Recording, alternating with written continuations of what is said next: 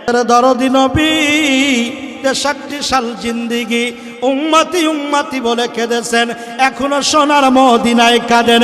বলুন ওই নবীর প্রেম রাখা আমাদের দরকার আছে কিনা? আরো জোরে বলেন আছে কিনা? আরে গাটাইলের বাবারা, ও গাটাইলের মা, জানি না আর কোনদিন আসতে পারবো কিনা রে মা, জানি না আল্লাহ কবুল করবে কিনা। ভালো করে শুনিয়া লও, ভালো করে জানিয়া লও। রহমাতুল লিল আলামিন দানমগ্ন করতেন মা খাদিজা, তার জন্য এক বেলা নয় দুই বেলা নয়, প্রতিটা দিন মা খাদিজা আমার নবীর জন্য 3 বেলা খাবার নিয়ে যাইতেন।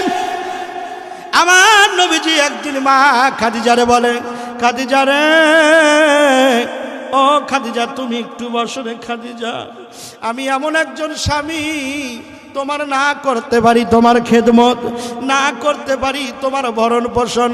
খাদিজা সোনার চাবি যে তুমি ভাত খাইতে রে খাদিজা, অভাব হইতো না, এত ধন সম্পদ আল্লাহ তোমারে দিয়েছিল। সুবহানাল্লাহ কোন। খাদিজা রে তুমি কত কষ্ট করে আসো, তোমার পাটা ফুলে গেছে। ও খাদিজা তোমার কত বুঝি কষ্ট হয় রে খাদিজা, তুমি এত উঁচুতে আসো আমার জন্য খাবার নিয়ে আসো।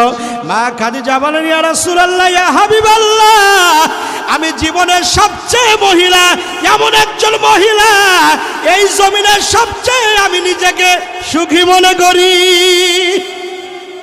হুজুর আমি খাদিজা নিজেকে সবচেয়ে বড় ধন্য মনে করি। সম্পদ ছিল, রাজা প্রজা উজির নাজির আমার সকল কর্মচারী ছিল। হুজুর আজকে আমার কেউ নাই, কিন্তু আজকে আপনি আছেন। আমার মনে হয় গোটা দুনিয়ার চাইতে আমার আল্লাহ আপনার মাধ্যমে সুখ আমারে বেশি দিয়েছে। আমার নবী কয়, খাদিজা রে, ও খাদিজা তোমার কত কষ্ট। খাদিজা আমি বুঝি, তুমি না বললেও আমি বুঝি। ও মায়েরা, ও গাটাইলের মায়েরা, বোনেরা ভালো করে শোনো। আজকে স্বামীকে সব সময়, অনেক মায়েরা আছে বোনেরা আছে ট্রেনের উপরে রাখে, সব সময় তাকে দমকের মধ্যে রাখে। বেচারা কাজ থেকে আসলে পরে অনেক মা আছে সামান্য পানিটা ভাতটাও বেড়ে দিতে চায় না, কয় এমন মর্দা হইছাও ভাতটা কি বাইরা খাইতে পারো না, কি এমন কাম করো, আইসাই দামাক দেখাও, আছে কি নাই? জোরে বলেন আছে কি নাই? আরে মায়েরা ভালো করে শুনো, মা খাদিজা এত উচ্চ পাহাড়ে উচ্চতায় গিয়ে আমার নবীজির জন্য খাবার নিতেন। আমার আল্লাহ খাদিজার প্রতি এমন খুশি হয়েছেন, আমার আল্লাহ কয়, জিবরাইল, ও জিবরাইল রে, আজকে যাও যাও, আমার খাদিজা প্রতিটা দিন মনটা ভারাক্রান্ত থাকে, আমার নবীজিও কান্দে, আমার খাদিজাও কান্দে, আমি আল্লাহ কি তাদের মধ্যে খুশির বার্তা দিতে পারি না?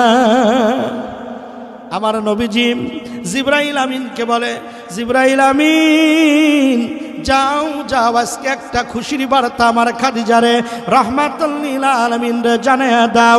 জিবরাইল আমিন নবীজির কাছে আসলেন, ইতিমধ্যে মা খাদিজা খাবার নিয়ে আসবেন।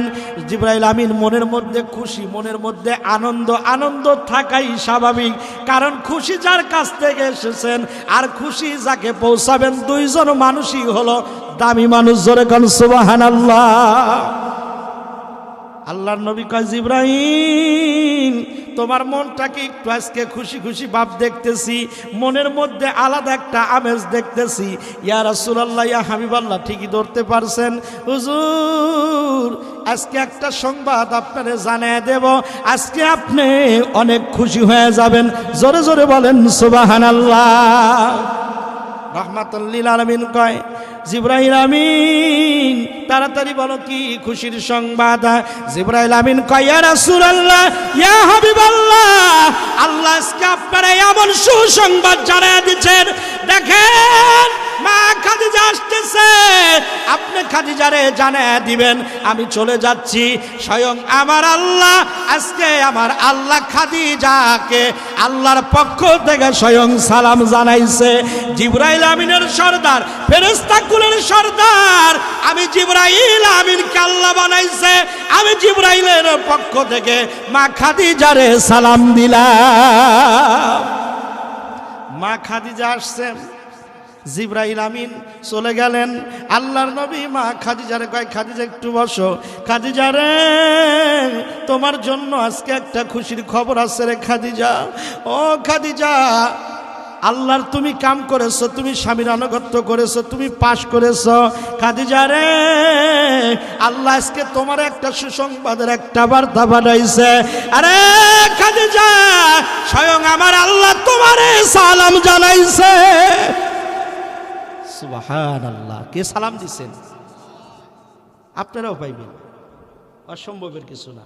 সালামুন কওলাম মির রব্বির রহিম ওয়ামতাজুল ইয়াউমা আইয়ুহাল মুজরিমুন। সূরা ইয়াসিনের মধ্যে আল্লাহ পাক বলছেন, পৃথক হও, ভাগ হও, দুইটা শ্রেণী হবে, আলাদা হয়ে যাবে।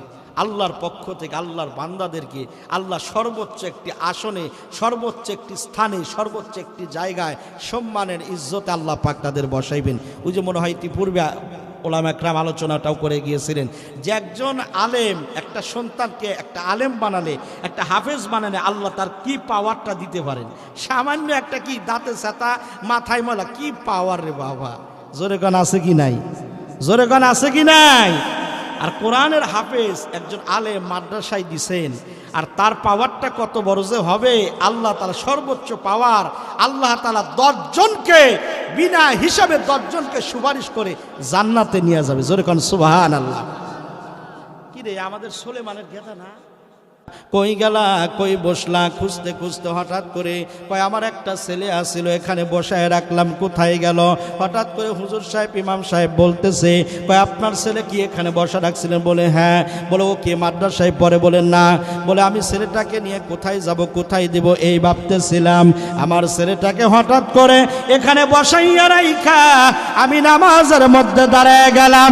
কয় নামাজের মধ্যে দাঁড়াইলাম, নামাজের মধ্যে দাঁড়ায়া আমি আমার সন্তানটারে উনিয়া ফিকির করা শুরু করলাম। নামাজ খালি সেজদা না, নামাজ খালি রুকু না, নামাজও একটা দোয়া। জোরে কোন সুবহানাল্লাহ। নামাজের মধ্যে দোয়া করলাম, কয় আল্লাহ বুঝি দোয়া কবুল করছে। দেখেন আপনার ছেলেটা ওই মাদ্রাসায় গিয়া দেখেন ওখানে বসে আছে, যায়া দেখে ছেলের আর দিক নিশানা পাওয়া যায় না, সবার সাথে মিশে গেছে, সবাই ঝুঁকতেছে, ছেলেটাও ঝুঁকে। এবার ইমাম সাহেব হুজুর কয়, আরে মুরব্বি, এটা এমনি এমনি ঝোঁকে না, এটা হলো কোরআনের প্রেম তাদেরকে ঝুঁকাইয়া দেয়। কত জায়গায় গেলাম, কত জায়গায় দেখলাম, এত সুন্দর জায়গার পরিবেশ কোথাও পাইলাম না। হুজুর, আমি আর সন্তানকে কোথাও দেব না। নিয়ত করলাম এই সন্তানটাকে আমি আজকে থেকে এই মাদ্রাসায় দিয়ে গেলাম। আল্লাহর কি কাম, এই সন্তানটা কিছুদিন পরে কোরআন শিখছে, আদব কায়দা শিখছে। যেই সন্তানটা মায়ের কথা শোনে না, বাপের কথা শোনে না, বাড়িতে গেলেই বাবারে সালাম দেয়, মারে সালাম দেয়।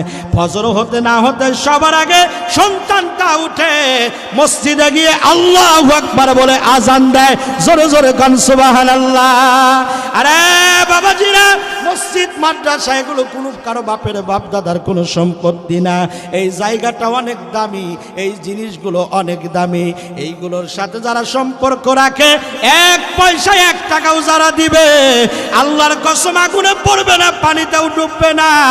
কিয়ামতের দিন আমার আল্লাহ এই অর্থটা আপনার নেকির পাল্লায় আল্লাহ বাড়ি হিসেবে খাটাইয়া দিবে। সুতরাং এই মসজিদ মাদ্রাসায় যারা এতক্ষণ পর্যন্ত দান করলেন, ঠকেন নাই, আপনারা ঠকবেন না। কঠিন কিয়ামতের দিন, ইয়াউমা জিল্লা ইল্লা জিল্লুহু, যেদিন আল্লাহর ছায়া ব্যতীত কিয়ামতের দিন ছায়া থাকবে না। এমন একটা কঠিন সূর্য মাথার আধা উপরে থাকবে, যেই বাবার পিছনে গড়েন বাবাও দোহাই আপনারে বাঁচাইতে পারবে না। ইয়াউমা ইয়াকুমুর রূহু ওয়াল মালাইকাতু সাফফান লা ইয়াতাকাল্লামুনা ইল্লা মান আযিনা লাহুর রহমান। সেদিন বাবা তো দূরের কথা, সেদিন আপনার ভাই তো দূরের কথা, নেতা তো দূরের কথা, ফেরেশতারা পর্যন্ত সারিবদ্ধভাবে দাঁড়ায় থাকবে। ইল্লা মান আযিনা লাহুর রহমান, কেবলমাত্র একজন কথা বলবেন, তার নাম কি? আরো জোরে বলেন, তার নাম কি? আমার আল্লাহ কঠিন ওই কিয়ামতের দিন হাসরের ময়দানে আমার আল্লাহ তাআলা কথা বলবেন। তবে হ্যাঁ, ওয়াকালা সাওয়াবা, আমার আল্লাহ যারে অনুমতি দিবেন সেই ব্যক্তিটা কথা বলবে। আল্লাহ হাফেজে কোরআনদেরকে ডাকবে, আরে হাফেজে কোরআন